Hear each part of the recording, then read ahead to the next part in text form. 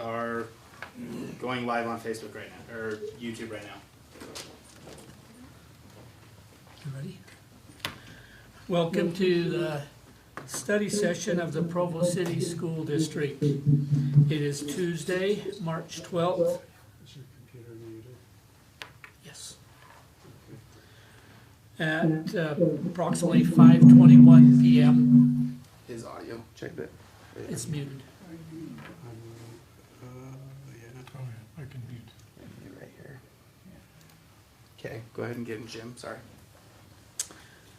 We'll begin now with roll call. I am Jim Pedersen, Board President. Do you want Melanie? to call us by name? Did you say Melanie? Yes. Melanie Hall, Board Vice President. Keith Rattel, Superintendent. Go ahead, Jason. Jason Cox, Human Resources. Let's go with Anne Marie. Marie Harrison, teaching and learning. McKay. McKay Jensen, board member. Jennifer. Jennifer Partridge, board member. Stephanie. Stephanie Bryant, business administrator. Rebecca. Rebecca Nielsen, board member. Nate. Nate Bryson, board member. Todd. Todd McKee, secondary ed. Good, and we welcome this evening Mark Wheeler. We've got Caleb Price with us, Chad. Oh, we need Julie. Sorry, Julie. That's all right. Julie Rash, board member. Alex Judd, elementary ed. I'll chalk that up to too much time in the garden this afternoon before I came. Doug Finch, student services. Okay, thank you for being with us this evening. And Mark, let's begin with the construction update. Okay, thank you. Hi, everybody. Just a few updates for you, just with some general construction items. Before I get into any specifics, I first want to thank all of our head custodians, any of our staff with custodial operations and maintenance staff and our grounds I team. just want to know if I should turn this. What they've been doing is very new to them and everyone else. One thing that I don't think most people are aware of right now with our custodial operations, we don't have about 75% of our operating staff. That 75% are custodial sweepers that are younger than 18 years. And so because of the precautions with COVID-19, we thought it was best, and we're coordinating with Jason Cox and Human Resources, the best way to transition that at some point. But right now we have a lot of missing pieces to our custodial team. One thing to be aware of as well, we purchased about $20,000 worth of electrostatic equipment recently, and we hope it's not back-ordered enough that we do not have that before school starts. But our plan is to have that before school starts in the fall in August.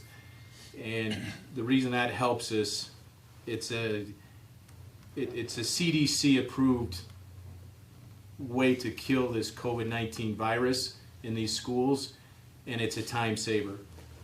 One person can go in with one of these pieces of equipment and they can move much faster to disinfect an area. And so we'll have enough to have a piece of equipment at each of the high schools, the middle schools, and then we'll trade the other pieces around as needed at the elementary schools. We've also centralized our grounds team. We've taken help from both high school, Provo and Timpview High School, to help centralize the grounds team. We haven't been able to create or hire our normal seasonal ground staff that we normally do. And so we're doing our best to have that team travel around school by school each week, and they're doing a great job so far. Our carbon monoxide monitoring project also continues. They've spent most of their time this past month at Wasatch Elementary and Dixon Middle School. And then they're scheduled to continue for the next several months. And again, that's a state required upgrade for each location with carbon monoxide monitors. With secured entrance progress and with the introduction of a Raptor system, Rock Canyon and Sunset View are very close to being completed. Our crews will then be moving to Lakeview Elementary and Spring Creek Elementary. Those will be our next two locations as we continue that secured entrance process, identification process. We're also prepared and notified a portable group late yesterday that will be purchasing for long-term use some additional portables. 2 portables to replace the old ones at Westridge Elementary, the ones that are 20 plus years old.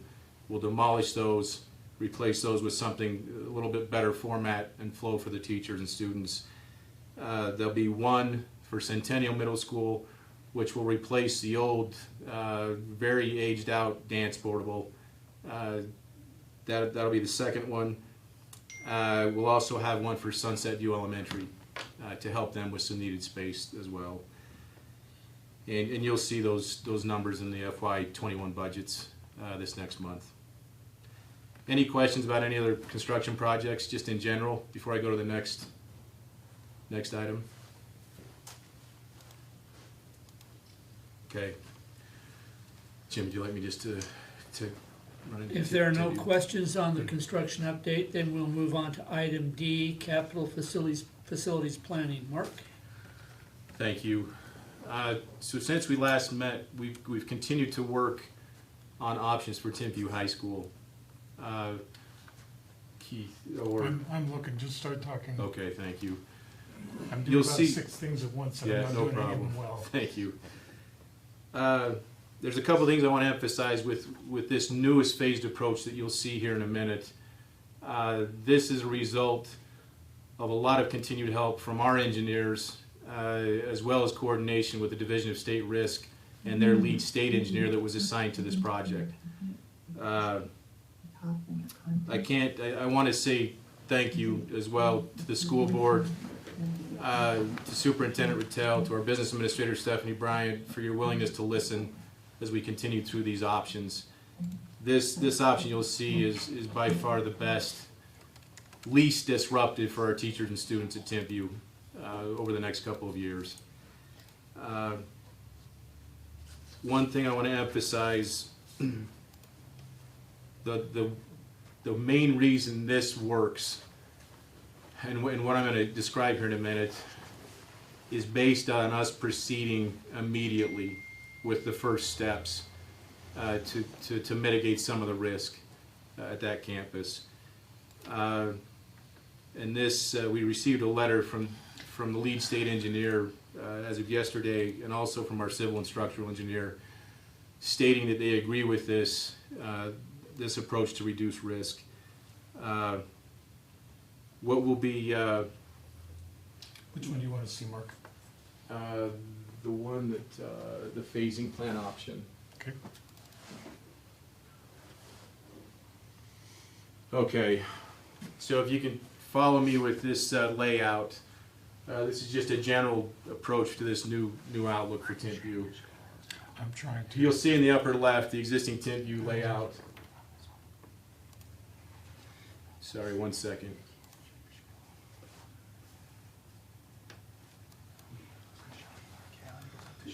Thank you. We'll share it as soon as we can. What you'll notice on this phased layout, you'll see no portables. That is the key factor in this new approach. The Division of State Risk and their lead engineer and our engineers agreed that we could keep students and teachers in the existing space during the 2 years of construction as long as we moved immediately. So what that means, we will move forward immediately with design. We'll start with the south gym, and we'll start with some site water mitigation as part of the first steps. And we'll use some of our building reserve to let us take those first few steps until additional steps for additional bonding are taken. And what this does for us is this. We build a new 3-story academic wing, which is part of the original master plan along the north side of campus. So you'll have the 3-story academic wing running east to west on the north side of campus. We will then perform a seismic upgrade and or replace the south gym. We're working out those numbers right now, and if the numbers come out close to 6s on that, we'll be money ahead to replace that south gym. If not, it'll be a seismic upgrade and interior renovation. If you can visualize the space between the south gym and the north gym, those are the PE locker rooms and the dance rooms. All of a sudden. And those will also remain as is, currently placed, and those will receive also a seismic upgrade and interior renovation. The north gym will remain as is with a seismic upgrade and interior renovation. That'll allow us to it'll allow us to demolish the existing South Academic Wing, the existing West Academic Wing, the Media Center, and those adjacent spaces in those areas. That'll create a new west side entrance, a new parking off of Timpview Drive. Any questions until I go into the next part? Let me just show you here. I think I have it now. Okay. Can you all see that? Yeah, can I ask a quick question? Sure. On the South Gym, would you be starting that, if it had to be demolished and redone, would you start that right away Yes. on the end? Yeah. So as soon as we have, we're hoping right now, the hope is right now is we have enough details for our construction team to proceed within the first 2 weeks of June, starting in that area, that South Gym. So if that means we demolish it, we start there and we start that demolition process with that South Gym, and then at the same time we start working on some site water mitigation on other parts of the campus.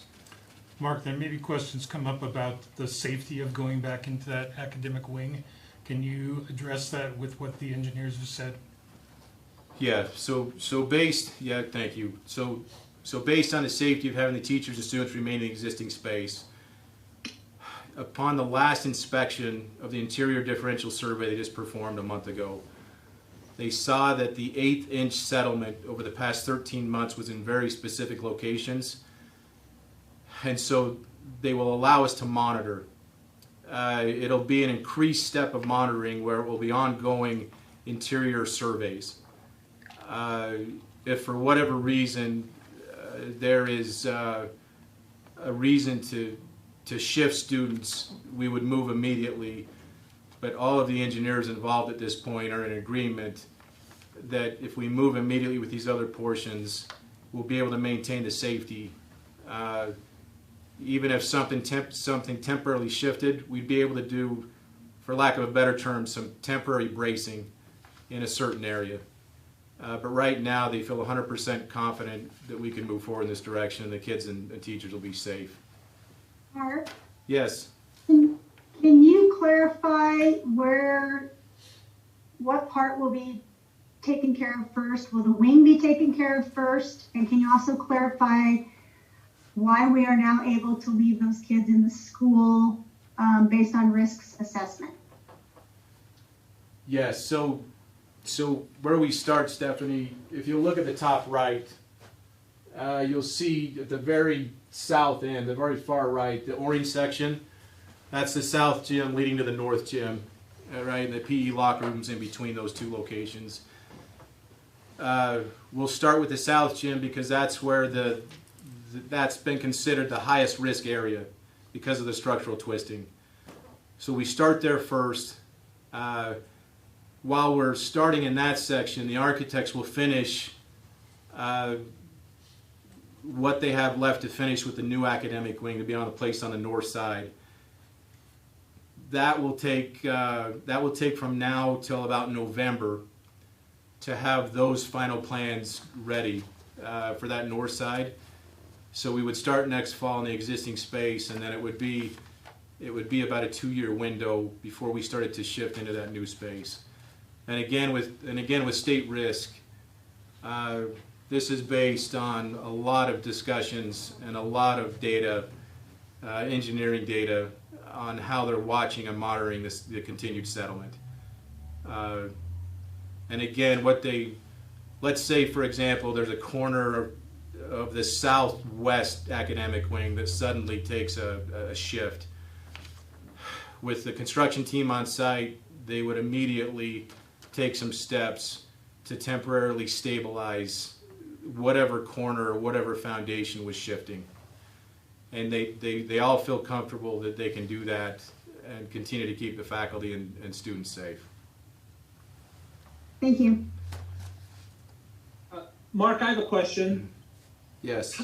How much of this was based on the engineers seeing the steps we were taking, that we were willing to move everyone out to portables and willing to move forward with the project? Were they just giving us their opinion before because they thought that we'd probably wait 3, 4, 5, 6, 7 years, or did they just come to the realization that it's a little bit safer than they thought? Does that make sense? No, that makes sense. The newest, I think the key step that took place in the past 30 days is that newest interior survey. The fact that they saw, and I don't mean to say only an eighth of an inch settlement in very specific areas, that allowed them professionally with their licensing to say, okay, if we've seen an eighth of an inch in 13 months, we can take these steps as long as you commit, when I say you, the district commits to move immediately with these other steps.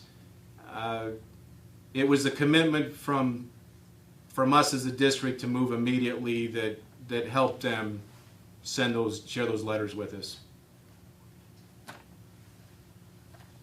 Okay, and they're willing to willing to put their reputation on the line over this and giving us 2 more years, or at least ensuring that the school's safe for 2 more years. That's pretty much what they're saying with those letters, right? Correct. That's what they're saying. And as long as they see us continue to take immediate steps to solve these problems, they'll continue to support us. And not just the gesture, but I mean the fact that we have, they have a willingness to agree with this and see that this is moving, that the board has been very responsive to all of these things that have come up. So all those things are meaningful. I think the bottom line is the state is willing to risk the entire risk management, risk insurance fund on this plan, because that's one of the reasons why they had been so worried about it in the past. Now they're feeling much more secure about it. And Mark, does this mean we're going to save about $8 million? This means that we will be able to use those funds into new space. Correct. We're able to apply it in better use of funds. I've got a question, Mark. Yes. So I'm looking at the diagram on the screen share right now, and we're starting in the orange section, which is the south gym leading to the new gym, or to the north gym, correct? Right. And that's just going to include shoring up that area and making it seismically safe, correct? That, from the south gym to the north gym, that will be a full seismic upgrade to help us long term. Okay, and is that full seismic upgrade a permanent upgrade that we're going to keep for the next 50 years, or is that a temporary until we get to another phase of building and for it to be replaced? I guess so, permanent or temporary? Based on the approach we're taking right now to improve those sections, they could benefit us long term. So it could be, so it'll be long term, a 50-year fix. Correct. Okay. So then this is basically our phase 1, right? This is What would be left after we were done doing this phase 1, after we complete this? so the parts of campus that are not included in this phase 1 include softball fields. It includes performing arts wing, industrial arts wing, the North Commons area, and the main office area. And the cafeteria and kitchen, those will remain as is. And is that something we could do in the future in only one more phase, or would it still require another 2 phases in the future? We could do the remainder of that in one more phase. So this also offers us potential to finish Timpview High School in only 2 phases versus 3, correct? Correct. Okay, so not only does it save us from doing portables and saves us money there, but it also allows us to only do 2 phases of construction versus 3. Okay. That's correct. And the key part of that, thank you for asking that question, the key part that helps us with that 2-phase approach at this point is keeping that south to north gym line where it's located. That helps us. So then that potentially saves us money overall as well, right? With only 2 construction phases versus 3. Long term, yes. Okay, great. Mark, I just want to piggyback on Rebecca's question. So are we doing like a full pier system in that orange section? Yeah, so the full pier section the full pier system that we talked about. correct. There'll be piers to stabilize the foundations, including moving vertically up the walls and making wall-to-roof connections. Okay, and that's part of the $80 million or whatever it ends up being? That's right. It's phase 1, $80 million budget, including soft costs. And to be clear on those piers, the piers are going to be sufficient enough to fix both lateral and both downward movement and sideways movement, correct? That's correct. Yeah, there's a combination. When we use the word piers, there's a combination of piers that'll be designed and used that accommodate vertical and horizontal movement. Excellent. Okay, great. Any other questions? During this time, are they going to be without 1 or 2 gyms? The good thing about this approach as well, with the approach before this approach, it's probably the easiest way to say that. They were going to go at least 2 years with 1 gym. The way this is working now, by starting with the south gym, they will always have 2 gyms available to use during the process.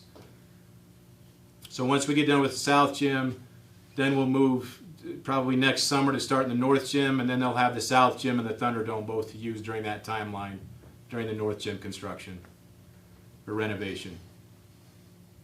And I have one more question. In the bottom of at the bottom right corner, the gray area, that is going to become parking, correct? That's correct. Yeah, so that'll be the new west side entrance, new parking lot in that area. So we will probably still have some parking issues then during construction, correct? We'll have some limited parking. Yeah, thank you. That was my next point. Of all the positives with this, the one piece of the puzzle that's still a challenge is that the parking will be extremely limited. And by saying extremely limited, we will only have the upper east parking lot available during construction, which will be set aside for faculty during the day and will be used as much as possible for after-hours events in the evenings. During the day, though, students will be parking on public streets because our north parking lot will be gone and our west faculty parking lot will be gone with this approach. And Mark, can you clarify the total timeline on this phase construction? Yeah, so let's say we start the south gym sometime within the next 30 to 45 days. This will be, by the time we finish demolition and get parking in place, you'll have about a 2.5-year window. So by August of 22, you'll have a revised campus at Timpview. I have one more question. Is there any kind of option to increase the amount of buses we're able to send into Timpview to try and limit the amount of kids who need to park? Is that any kind of option? Stephanie, that may be a better question for you. You're on mute, Stephanie. Sorry, I heard parking, that was about it. I'm just curious about busing. Is there any kind of option to increase busing that goes into Timpview to try and decrease the amount of kids who need to park on the street? We could look at it. I mean, our buses are pretty tight right now because we ran multiple routes. You know, we have 3 different routes, in the morning and the afternoon. We'll take a look at it, but my initial thoughts are it'd be pretty difficult without buying buses, and even buying buses doesn't solve a lot because we have trouble getting drivers. But great question, we'll look into it. Okay, thank you so much. Kind of piggybacking on Rebecca, is there something, I don't know, some kind of community campaign, something to help people understand, maybe it'd be a good idea for their kids that live close enough to not drive. I know there's a lot of kids that take cars to schools that wouldn't necessarily need to, but they may need to be, I don't know, maybe trying to drive and being a half an hour late to school will help to be the education they need. But heads up ahead of time would probably go a long way. I don't know. You know, if we could at least encourage the kids that are in busing zones to ride the buses, that would help, because, you know, as teenagers, a lot of them choose to drive rather than ride the bus. So that may be a starting point, is just to somehow encourage ridership on the bus if they are out in busing zones. And that, I think, was part of, what Rebecca was asking. Are the buses full though? Is that what you had said? The buses are full based on their multiple routes, or it's just the routes are full? If those that are eligible were to choose to get on the buses, which is how we have to plan, the buses are pretty full. But how much is that? The challenge is we're required to plan those routes based on eligible riders, and then if they choose to drive their cars, then we do have empty seats, but we can't automatically put someone else in those empty seats, because what if they decide not to drive their car one day? Right, so that if those kids that live in bus zones are encouraged and really understand, and really I think a lot of that is helping parents to understand. That would be a start. There's room for them on the buses though, right? Yeah, that would be a good start. Okay, and I think that would help the situation a lot.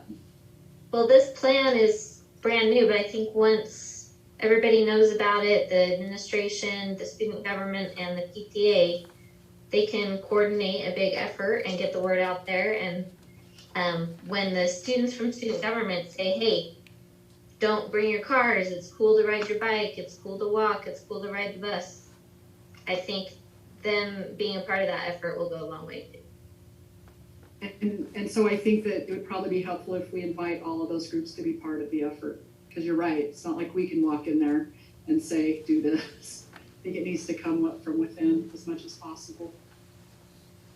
I think it'd also help the community if you made some efforts along the lines of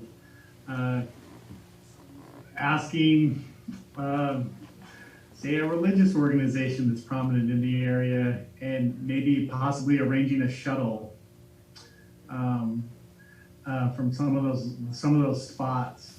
But I think that this requires efforts.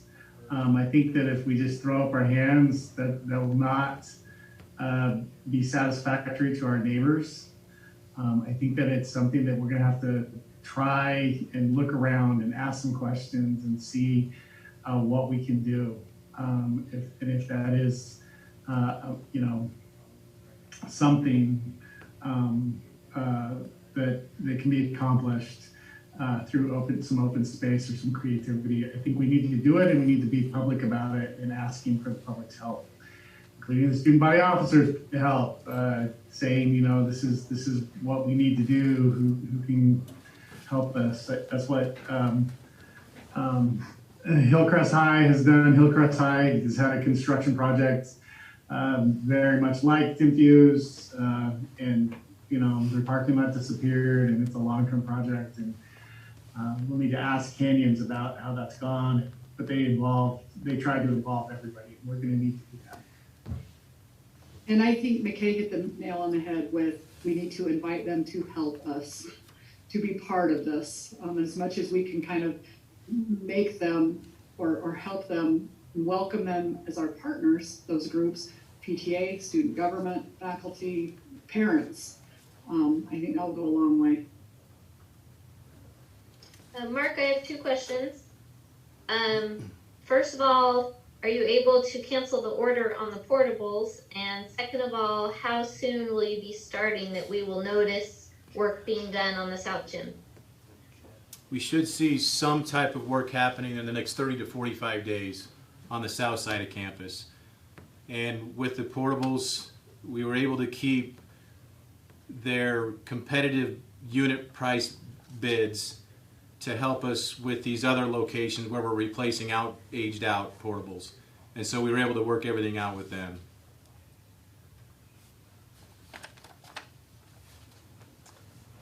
Any other questions for Mark related to Timpview?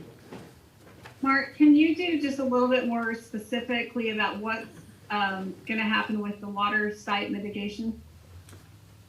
Yeah, so right now it's a combination of factors. When we start, if you can visualize this, looking at that upper left existing campus layout, we will start with some type of water mitigation system that will start along that east end close to the entrances to the shops. It'll travel north and turn a corner going west.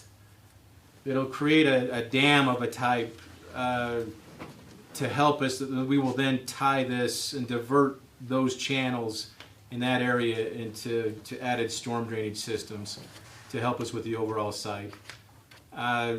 Along with those, it'll also involve soils mitigation, like we talked about before. It'll include some grading adjustments around the campus. And in the end, when this campus is finished, the landscaping will not look like a typical Wasatch Front landscaped high school. You will see a dry-scaped campus, so that for long term we keep moisture away from these buildings. So between irrigation, between grading, between some deep foundation dam systems, it's a combination of factors. Thank you. One thing to be aware of as well about this site, if south of the tennis courts, Banus Park, also included in this phase 180 million, we will improve Banus Park to be a practice field. We have to do that as part of this phase because we're going to lose that south practice field for construction phasing. So the playground will remain as is. We'll fence around the playground. But other than that, that area will be a practice field for the high school to be able to use during construction.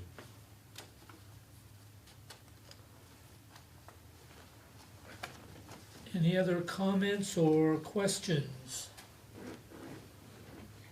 I have a question about something Mark mentioned before, but I don't want to hijack the Timpview conversation. Let's go ahead and take care of the Timpview items first, and then we'll move on to that, Julie. Okay.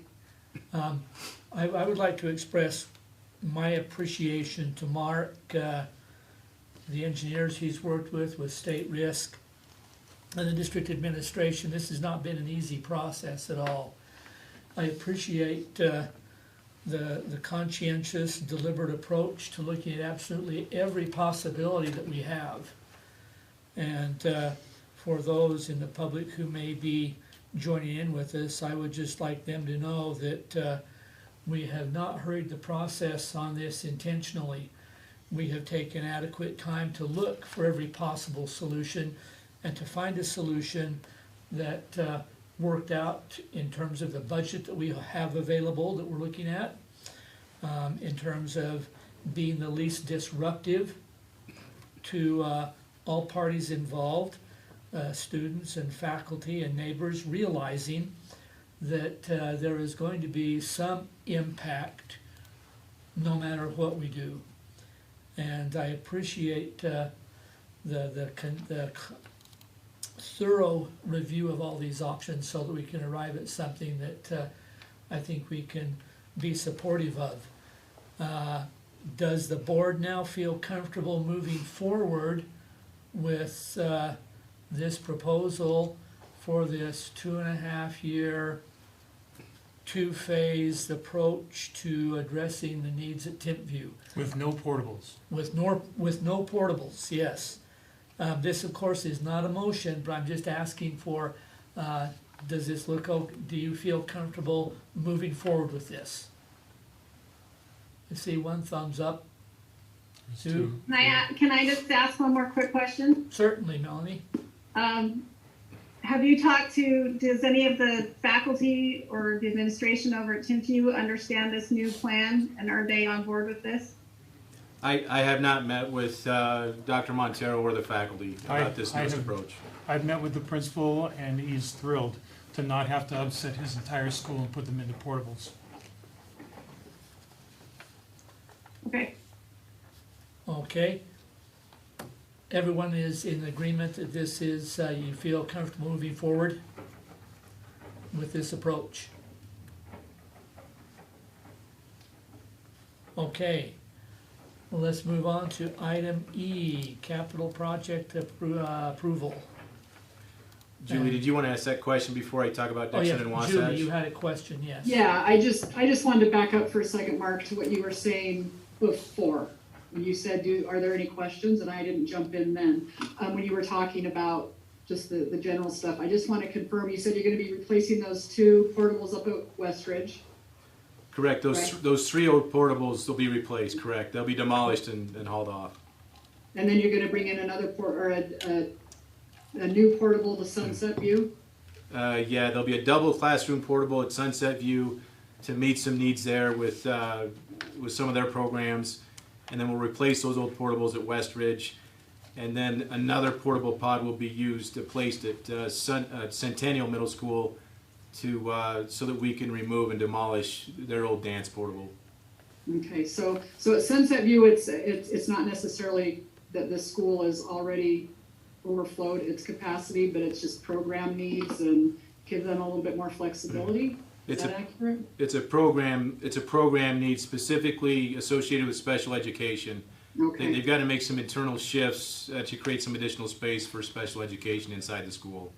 Okay, perfect. And then the other question I had, just really quickly, you said on the security issues, Sunset View and Rock Canyon are pretty well where they need to be. Where did you say you're moving next? And what exactly are you accomplishing at these other schools that you're moving on to? So the next 2 locations are Lakeview Elementary and then Spring Creek Elementary. And what we do, we go in with a team of one with our Department of Technology, which I need to thank because they're a huge part of this process. We go in, if we need to create a second set of vestibule doors, we do that.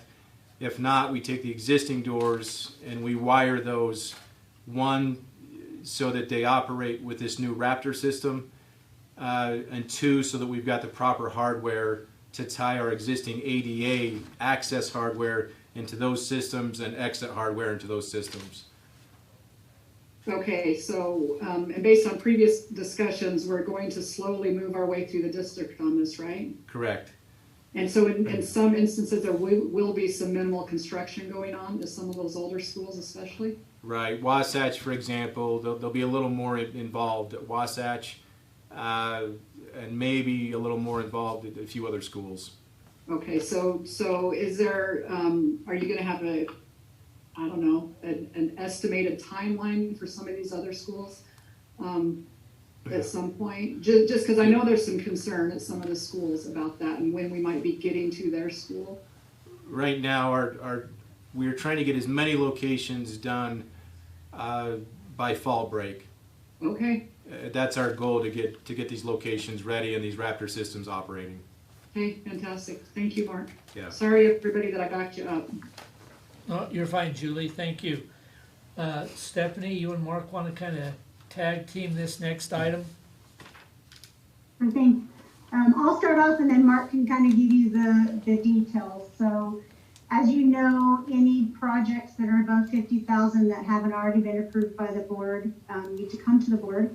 Since these projects were not originally in the approved budget, they're being moved around. We're coming to you for the approval. We did approve the funds, being available for these projects. We're just approving the budgets at this point, and then Mark will go out and get bids. At that time, we'll be ready to move forward. So I'll let Mark detail the projects, and you can see on board docs the costs that are associated with those. Okay, so what this involves is a re-roof project for Dixon Middle School and Wasatch Elementary. They're more than a re-roof. It helps us minimize some risk associated with some wall to roof connections. But I have to emphasize, these are not full seismic upgrades. If we were to take this to a grade level, based on what we're going to do at Dixon and Wasatch, we'll be taking the roof systems and some wall roof connections that may be a current grade of D-. We're taking those to about a B- level by taking that step. And it helps us minimize some risk until we get to the next point of talking about a rebuild for those two locations. But it's something that right now Dixon is estimated about $3 million, Wasatch is estimated about $2 million, so it's about $5 million coming from building reserves. 6 architectural firms submitted qualifications for this project. Curtis Minor Architecture was selected to help us design this. They started this design about 2 weeks ago, and they should have bidding documents ready by the end of May, so that then we can start to proceed. June, July, August, September would be the timeline for both locations. Mark, how long is this supposed to last? There's no timeline attached to these two projects. That's a difficult question to answer on this. The main goal is just to minimize risk. And this small step will help both locations with that, with minimizing risk. But there's no timeline attached. So my question, and I don't know if Mark or Stephanie's the better one to answer this, but I mean, I fully support that we need to do this, and doing it sooner is better. But we also just said we need to move forward on Timpview immediately, and we're using our building reserves on Timpview until we can ask the public for a bond in November. So do we need to hold off on Wasatch and Dixon so that we can put that money towards Timpview until we bond, or do we have enough for both? So right now, Jennifer, the way the numbers will work, right now, back in February, the board approved Stephanie consolidating some funds to create about an $18 to $20 million building reserve. Right now, what I'm going to call a bridge funding for Timpview to allow us to get started until we have the remaining funding. During that timeline, that could be about a $10 million amount. And then for Dixon and Wasatch, you had about $5 million. So until we'll use about $15 million of that 18 to 20 available to start at Timpview and to take care of these re-roof projects at those two locations. We would not have had that if we had proceeded with the portable plan. Correct. This saved us between $9 and $10 million. Thank you. Correct. And Mark, are you still working to get those draw estimates for the first, say, 6 months so that we can nail those numbers down a little bit? Correct, and that's what that 10 million represents, Stephanie, but we'll get you more details in writing. Okay, thank you. Are there any additional questions on the capital project approval? This will be a business item in our business meeting this evening. If there are no questions, thank you. Oh, I have one more question. Yes, Jennifer. Just so when the public starts asking us, how much of a disruption, I mean, I know we're not in school for a lot of that time, but what is the public going to notice as far as how much it disrupts the building and being in the building during the time of these two schools? Most of the work will be on the exterior side of the walls and on top of the roof systems. There will be some occasions when they'll have to go into certain areas, and there may be some temporary disruption in a certain corner of the building, but it's not anything where it would be required to have a class move or something like that during construction. Thank you. Thank you. One more quick question. With Dixon, you had mentioned some time ago that something about the tennis courts. Would they be going and we'd be redoing the parking lots at all with this? Yes, thank you. And that will be FY21 budget. But we're currently working with a civil engineer who started that for us about a year and a half ago, the design. We'll demolish those old tennis courts to be able to expand that parking lot along the north side. Mark, I've got a question about that. Is that going to include any kind of new drop-off system, pickup drop-off system for the kids or the buses? No, buses will still be curbside along the west side, and this will be parking expansion only to allow for additional parking for whatever events or during the day for visitors and things like that. The space, the existing space, even taking those old tennis courts out, it's not very helpful to. We don't have enough space to create an efficient drop-off system. Okay, thank you. Any additional items to discuss here? Thank you very much, Mark and Thanks. Stephanie. Stephanie, if you would take item F, large purchase request. Okay, so this is a large purchase request, again, over $50,000 to bring to the board. This is a request from Tech to order a little over 700 Chromebooks for just over $200,000. Those units are going to be used to replace damaged and unreturned Google Chromebooks that we have had to check out due to the COVID dismissal. Tech expects about 15% of the total number of Chromebooks we checked out to either be damaged beyond repair or not returned at all when we start bringing those back into our schools. So this is to get ahead of the game on that and get these ordered so that come fall, regardless of what kind of situation we're in and how we have to operate, we'll at least have those Chromebooks ready to go. I don't know if Chad's in the room, if he wants to add anything to that. There's an approval during the business meeting for this item. Yeah, and Stephanie, I am on here. Can you guys hear me okay? Yep. Yes. So, yeah, we're anticipating 15%. This is based on some data that we've gathered before in other scenarios where we've sent things home. So either way, right now there's kind of a shortage, and we're kind of thinking we need to get on this as quick as possible and order them now because we may not be able to get them in the summer. There's a lot of people ordering Chromebooks right now, so we're trying to get a little bit ahead of the game. But are there any other questions on this one? Chad, regardless of whether they're returned or not, we also have a number of computers that went out that were essentially end of life anyway, right? Yes, correct. So we would leave them even if we get more returned in good condition than we're thinking. We'll still need them anyway.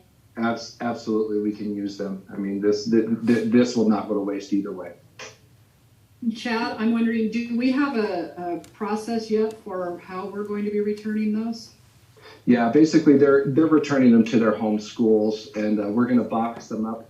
We will leave them in the boxes, long enough, hopefully that any COVID virus that would be on them is dead, and then we'll go in and clean them, inventory them, and then try and get as many back as we can and work through that process. But yeah, right now they're just to take back their home schools. The elementary schools, middle schools, high schools have already been working with their parents to arrange a time for them to come drop them off. So that's all been arranged. Most of them are next week. So we'll be collecting them all that way, and then we'll have a better idea a week or two after that when we actually go to start inventorying them and cleaning them and getting them ready to go back out in the schools. So you don't need to return thousands of Chromebooks in 2 days like you delivered them? No, this will be a little bit better. Okay, fantastic. than distribution. So. Good. Any other questions on this large purchase request? Okay, thank you. Alex, will you take item G? Yes, thank you, Board Member Pedersen. We are at a point with our trust lands. We've all had a chance to review the ones that you have stewardship over and given some feedback to the administration. And they have made the adjustments that they needed to, and we're ready to get your approval tonight for them to be sent on to the state as a preliminary approval. Are there any questions for Alex related to the trust land plans? I don't have a question, but I want to kind of thank the board for doing that. And I mean, I think I only sent out one reminder and they were all returned and everything was great. And I know Bonnie and Alex both appreciated that very much. It allows them to do their job. So thank you guys. Thank you, Julie, too, for helping. Julie, thank you for keeping us all focused and helping us make the deadline. I appreciated it. Thank you, Jim. Todd, would you take item H, grading? Yes, good evening. The last couple of meetings we've brought to you proposals around grading and how we're trying to adjust to accommodate struggles that our teachers and students and parents have dealt with during this time. At this point, I just wanted to take a few minutes to just update you on how the school principals are moving forward with those plans, and then to open up to any questions that you might have. I know that this is it's a sensitive issue for many respects, and in particular this time it's heightened, I think, those sensitivities. In talking with the school principals as they've moved forward with our proposal, which in short is basically students may earn a letter grade A through D, or they may choose to receive a pass, or if a student doesn't meet any of the class standards, they would receive a no grade. And so we've eliminated the F. And so what principals have done is they've really tried to work with their teachers to be sensitive to the situation in the community, that if that they needed to communicate frequently with families, particularly in these last couple of weeks, about where students currently sit in the class in terms of their performance. And that if there is a student that is on that borderline of not receiving a grade, that there are efforts on the teacher's part to really understand that situation, see if there may be mitigating situation where a pass would be more appropriate. So I know our principals have put that forward. They're working with their staff. I know they've received inquiries back from teachers, trying to help kids. At this point, I think we're really kind of anxious and waiting to see what the data looks like after we get through the grading period, to see what the impact truly is. So that's my just quick synopsis of where we're currently at. Do you have questions or comments you want to make about where we're at in terms of grading? I've got a question, Todd. Yes, ma'am. Let's say a student receives a no grade on an essential class needed for graduation. Mm-hmm. What does that mean for that student? Do they have to repeat the class in the future? That's an excellent question. So we've worked, and excuse me, I'm gonna need to put my other earpiece in before I lose power. So the way we have approached that is to say that the student has some options in that regard. We lost you, Todd. We lost you, Todd.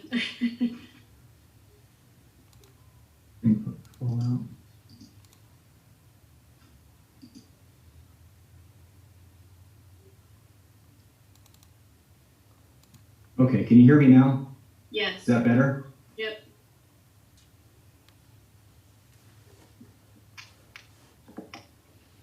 We can hear you. Looks like there's something muted on it.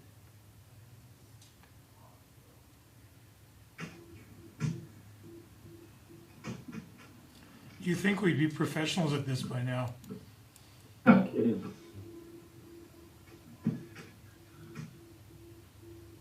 Okay, how's that? Great.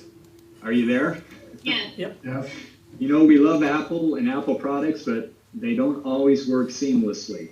So back to your question, though, about core credit and how we're handling that. So what I was trying to say is that students have options in that situation, where a teacher may work with that student beyond the class, so that they could go back and just simply change that NG to a pass. That would simply require the teacher and the student to continue to communicate with each other through the summer. Whatever additional work that needed to be completed, they could do that. It would be similar to how we handle incomplete grades currently. So there's that option. A student may simply say, you know, I'm gonna do a credit recovery packet, and we've tried to provide some flexibility in that way. If the student can show simply competency by taking the end of packet test and passing the test, we would grant credit off that. Or if they needed to simply work through the packet itself, we could grant credit off that. So we're trying to build lots of different options for kids in this. You know, I think the one piece, particularly for seniors, that it's an option out there, but it's, you know, I don't know it's as responsive would be to have them to take a class online or do another traditional means of credit recovery. Needless to say, we have a menu approach to help kids make sure that they've met those competencies. Thank you. Todd, I would, as I have gathered some anecdotal data, there's a lot of NGs being handed out at both of our high schools. A lot. And given that,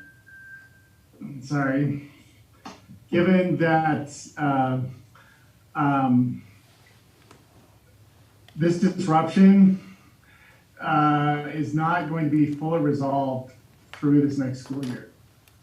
So now we'll have a problem of not just, you know, our current system was sort of based on we'll return and pick this up for lots of students. And that's not going to be the case. And that's going to be a budgetary item for us to resolve a lot of these NGs because we have to offer them something in grading and everything else.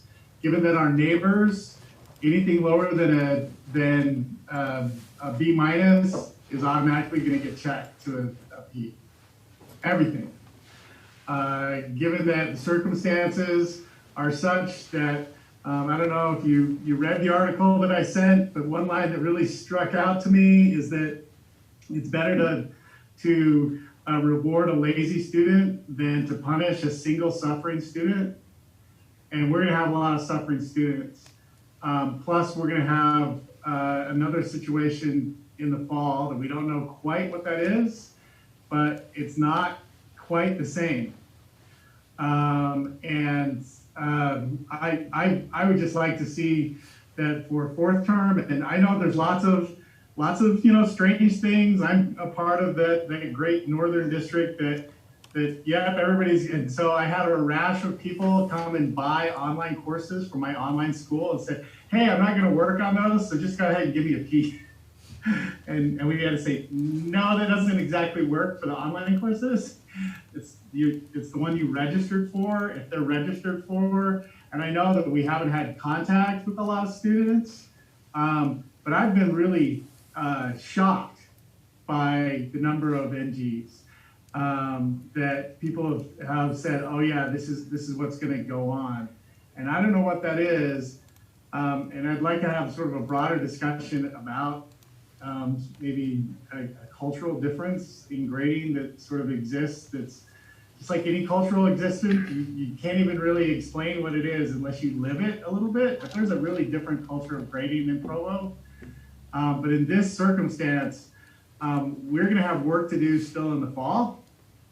And if we want people to come back to us or even engage with us, I think that this is an extraordinary time that calls from extraordinary mercy and moving forward as best we can.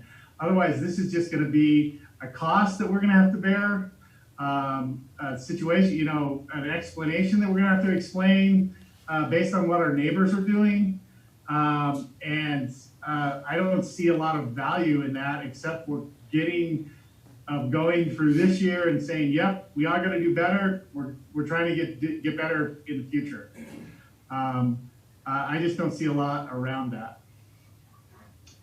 So, McKay, thank you for your comment. I appreciate, the position where you're coming from. I want to believe that every one of us, we are sensitive to the needs in the community. And I think we all recognize the unique situation that we sit in terms of this moment in time. And I think certainly we would all entertain potentially a conversation of how we might mitigate that. I think at this stage in the game, in the semester, may be worthwhile to simply look at the data first, and then let the data guide that conversation. With the last assignments being assigned this week and grades being due next week, I think it would be healthy for us to study it and then definitely respond to it depending on what we see. If I can also add, when I was first getting emails about this and I shared them with board members, of the board members who responded, I heard from 3 that have children in the system right now, and their unanimous tone at that time was, this may be a good idea, but please don't give that message so early that kids stop trying. And so we've held off on that. We're waiting for the semester to come to an end. We'll look at the data at the end of this, and it's entirely possible we may bring a recommendation to the board to do exactly, McKay, what you were suggesting. But we would like to finish the semester first so that we don't get into the whole question of, well, I can assume that I'm getting a P for it, so I'm just going to, close up and never log on again. We don't want to do that. We see there's value in this learning experience.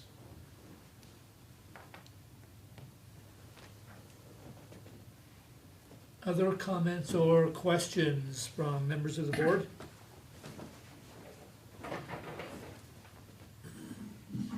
So, Todd, one of the other districts in the state is offering only A, B, or pass, and they're doing an A from an 85% up, and a C or a B is 70% up. Are we going to see any leniency for grading? That would be a class by class decision, and I know that talking with the principals, that they've encouraged their teachers to look at that. We haven't, as a district, gone in and tried to adjust the scale in any way other than to say we're not going to do Fs. We're replacing Fs with a no grade, and then to provide parents the option of a pass. So at this point, if any adjustments are to be made, it would be at this classroom level with the teacher. And again, talking with principals, I know that a number of staff members are looking at doing just that, that it's within their realm as the assessor and the one to provide feedback, that they're making those kinds of adjustments. But we just haven't gone in and universally said this is how the scale is going to look for every kid. We've been talking internally here at the district about possibly bringing this matter with data to the board at the business meeting and the study session, what is it, the 9th or 10th or whatever it is of June. And so we hope to be able to pull that data together and bring that to you for another discussion along this line.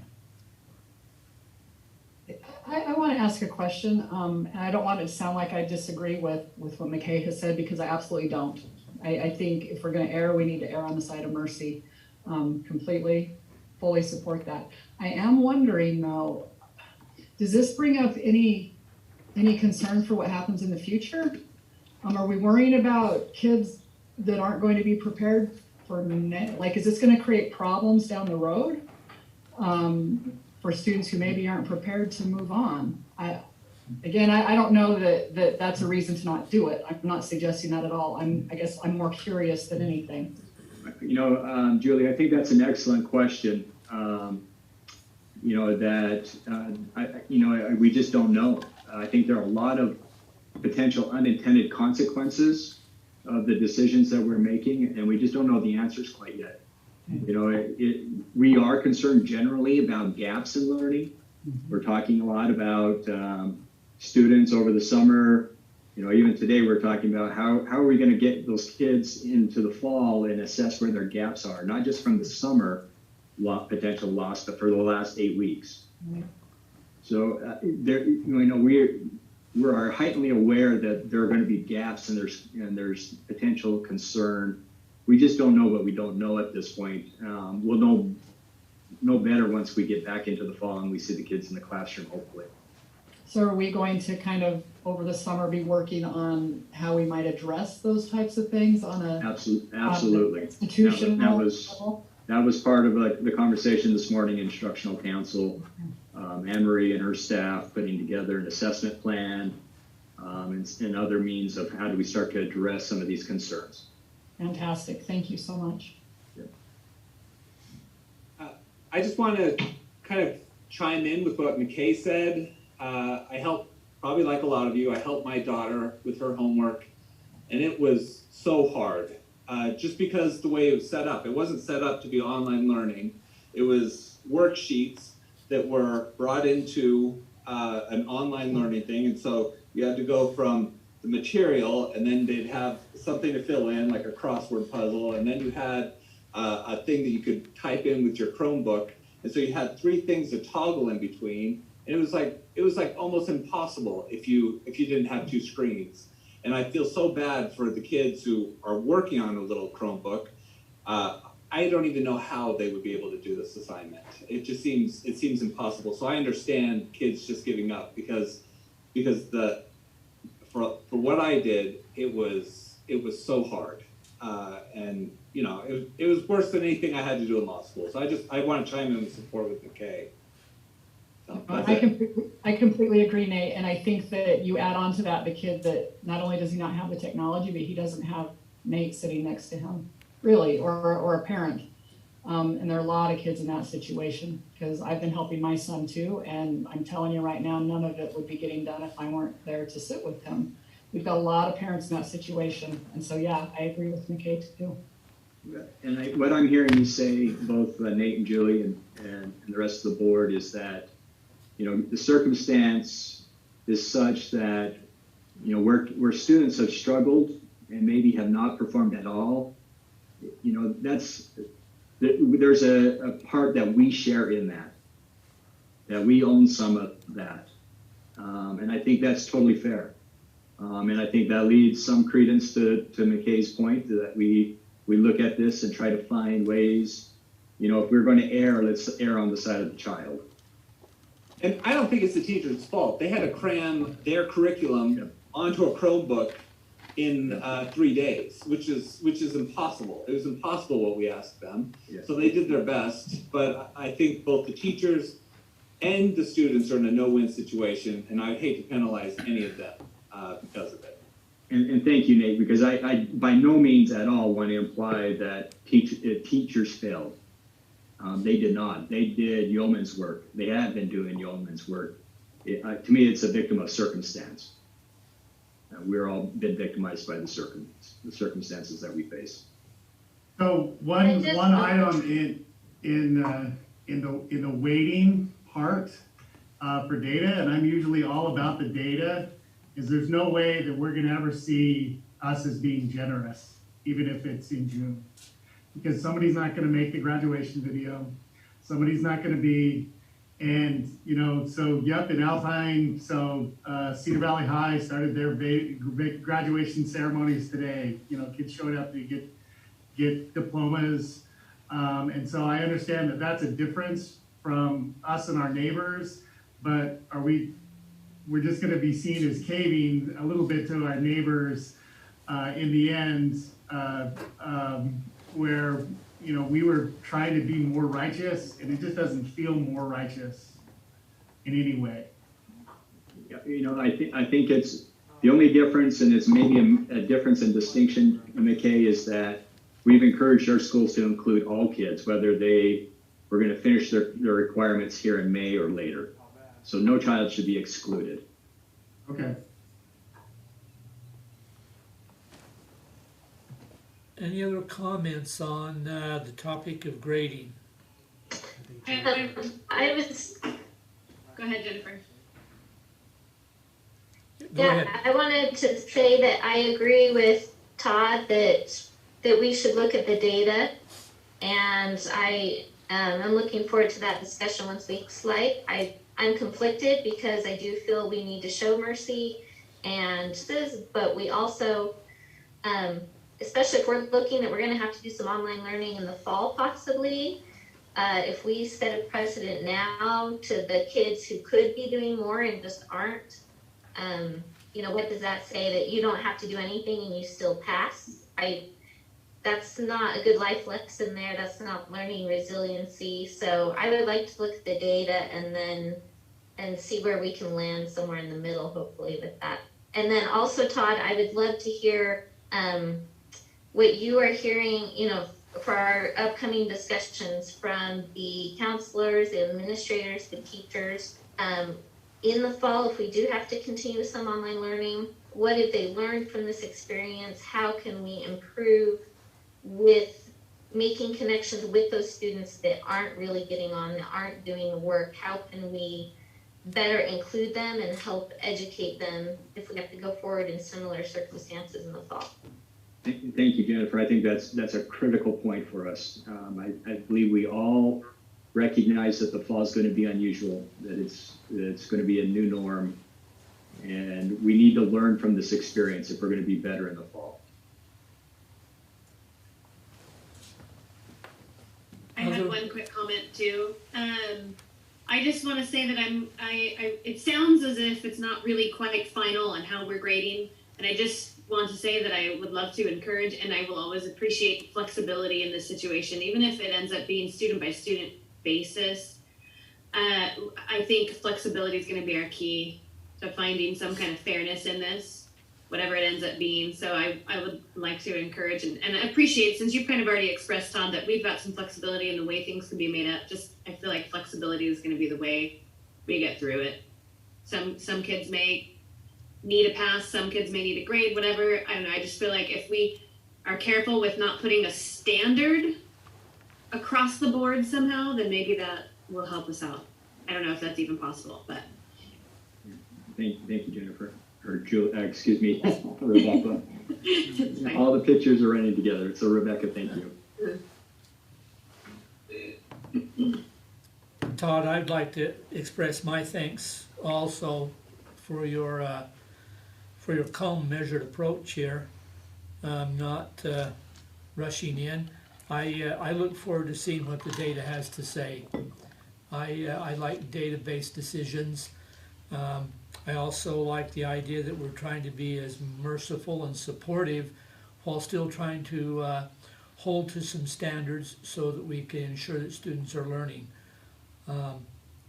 From my perspective, having lived through some of this, my greatest challenge has been being able to ensure that my students are learning what they need to know to be adequately prepared for the next course of study. And in this case, it would be the next grade level of study.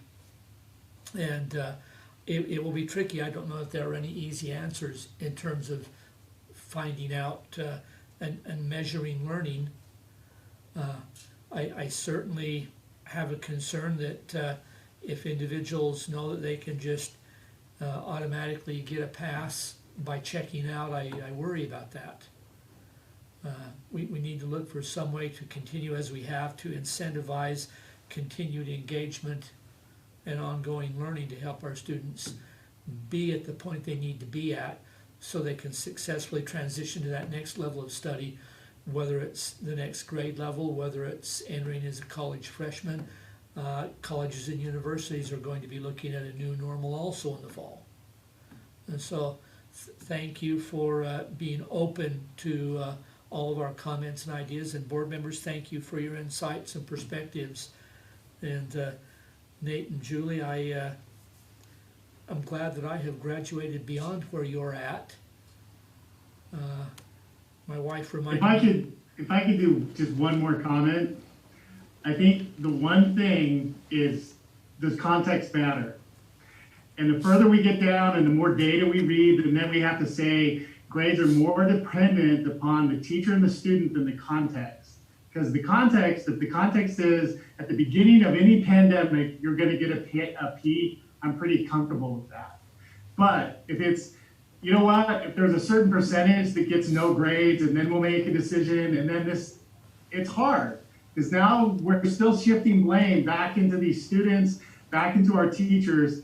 In the context right now, the closest we get back to March, when we make that decision to say, you know what, this has created a unique context. I think we're more justified in making that decision. The further we get away from that context, this is just how we teach school, then I think it has to have the only way we can do an even standard is that everyone experienced the beginning of a pandemic. That's our even standard. And going forward, now we'll have professional development and online and blended learning teaching. We'll have this experience. We have these other requirements, but there will not be another term, hopefully, for these students that says, for these 4 years, remember, because the ones that are getting grades are the 9th, 10th, 11th, and 12th. And that's the context of a pandemic began. And so if we're gonna move down and say, oh no, we're gonna look at all these other things, then we're just discounting how damaging that was, when everyone around us seems to already accept that context. And so that's a tough choice. Thank you, McKay. Well, we will do what the board wants us to do. I hear one or two voices that would like to go one direction. And I mean, we don't really have this up as a vote of any kind. But I would definitely like to do a little bit more measuring about where the board is on this. And if we have to move ahead, we can do that. I think there's solid rationale on both sides. We may, I mean, it may be wise, we've got a study session, what is it, the 27th? And maybe we convert a portion of that to a business meeting where we make the decision then. I don't know if that's soon enough. You know, I've been watching, and so speaking as superintendent, I've been watching what's been going on in districts all over this country as well. And there are a number of them who have gone to the default to a P, and they did it 3 weeks ago. And now they're regretting that, and they're going away from that. So you could probably make a case for any course of action, and you can probably make a case to be critical of any course of action. And I guess, you know, we will do what the board wants us to do, but I need to at some point get a unified read on how to approach this. I don't believe, personally, I don't believe that just converting everything to a P right now is the right decision unless we've had a chance to really thoroughly vet it. But if we have that opportunity, I can be convinced. I have a quick comment. I agree that we have had to be careful to keep students motivated about saying what kinds of grades, passes or grades or whatnot we'll give to students, but I feel like that's over. School's over, basically. We're in the last week of school. So I think that need to keep our students motivated and continually working that need is gone because we're done. So I'm okay with erring on the side of mercy, and I know I wouldn't mind looking at that data as well, but I feel that we've stated that need is there, but I do feel like that's kind of over with. If that makes a difference in making this decision, but my kids are all done basically. So thank you. Any other comments? My kid still needs a week and a half to stay. He's got a lot to do. And too, Jennifer. Yeah. I would rather not decide anything tonight and wait till our next meeting. Does everyone feel comfortable with making a final determination in our next meeting?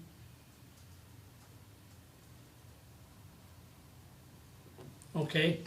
I think that sounds what, Keith, that's what we'll do is we'll look at in our next meeting making a final determination. We'll be as ready as we possibly can be. Okay. I hope that you've all had a chance to review the consent calendar. Proceedings of our last meeting, and Keith, are you still sharing the screen? Yes. Would you click on Google Calendar items? No, okay, there we go.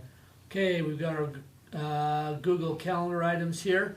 Make a note on your calendar on Tuesday, March 19th, starting at 4 p.m., Provo High School car procession. Keith, how are we going to do that? We'll get you information. Todd, will, can you get something out to the board here within the next couple of days? Absolutely. The principals were trying to get that to me tonight. We'll have something for you in the next day. Okay. Simply what I could encapsulate for you is that students are being organized, some by alphabet, others by, I can't remember exactly how Provo High was doing it because they're doing actually 4 different lanes. But the intention is to have kids come up through kind of a procession in their car, get out, get their diploma, get back in and drive off. Okay. And that's something they vetted with their student leadership and their PTA. That it's actually what the kids kind of wanted to do in this era of, no mass gatherings. But I'll get you further details once I receive it from the schools. Okay, thank you, Todd. We'll look forward to getting that information. And board just A quick question. Yes, Melanie. Since Timpview and Independence are the same night, how are we splitting that up? So the original, and this was some confusion on the principals, we tried to get them to hold to the original date. Timpview felt like they needed to adjust it and then realized that they were over scheduling with Independence. But by that time, the message had gotten out to the community, so they didn't feel like they could pull it back. So right now we're trying to negotiate how that would look and what role the board and district administration would play in that. So I'll get that information to you. Okay, and the other question I have is, are we doing anything for adult education graduation? Yes, theirs is the week after, I believe. Doug, if you're on the line, I think you have the date. Is it the 28th, if I'm not mistaken? I want to say it's the 27th, Todd, and I think that they are planning the same thing at their normal time, 7 p.m., to do just a quick little program involving vehicles driving through and accepting their awards. If there's a particular program or video that they're making, because it is such a small population, I'm still waiting to hear back from the director on that. Okay, thank you. Then just notice study session on the 26th, 7:30 a.m. And then we have our next business meeting on Tuesday, June 9th, a study session on the morning on June 23rd, and we have our July study session and business meeting, and the location and format will be determined at a later time, but we're planning to start at 5 p.m. Is there a motion to adjourn study session? I move we adjourn study session. I will second. Actually, we don't need a second, do we? No, we're done. So it looks like you've got 17 minutes to relax before we start our next session. Thank you. See you then.